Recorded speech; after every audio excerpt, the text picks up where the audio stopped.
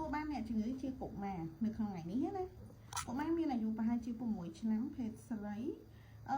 chia tôi tất còn chơi mà chụp nhau ngày đi đã sang cả côn một quạt nó côn cuột đấy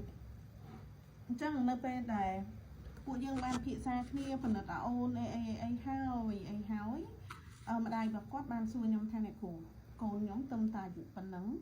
ta quát admin pan hai cà phê hả côn chưa cà phê hả nó tù chừng chăm lại để nhóm try tao vẫn chỉ tu tới cột má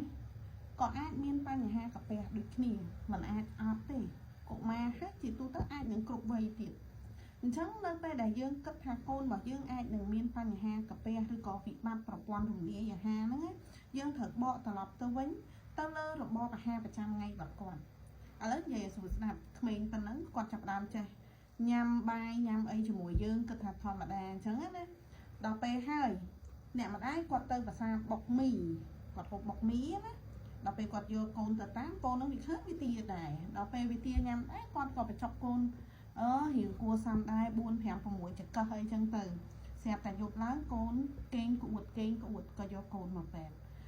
កូនចាប់ផ្ដើមមានអាការៈចុកនៅចុងដង្ហើមចុកនៅក្នុងពោះមានក្អួតហើយមានរាទៀតអញ្ចឹងខ្ញុំចង់បញ្ជាក់ថារបបអាហាររបស់កូនគឺសំខាន់ណាស់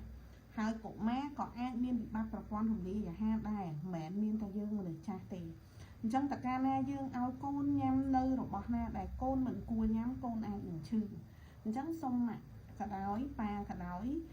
ព្យាយាមផលិតឡើងវិញទៅលើរបបអាហារជាមួយនឹងចំណីអាហារដែលយើងឲ្យកូនញ៉ាំហើយជាពិសេសយើងគួរតែអាសាទឿនកូនណាដល់ពេលដែលកូនទៅរៀនយើងឲ្យលុយកូនឲ្យអីប្រាប់កូនណាចំណីណាគួរញ៉ាំចំណីណាមិនគួរញ៉ាំអីជាដើមអញ្ចឹងវីដេអូខ្ញុំមានតែប៉ុណ្្នឹងទេអរគុណច្រើនបាយបាយ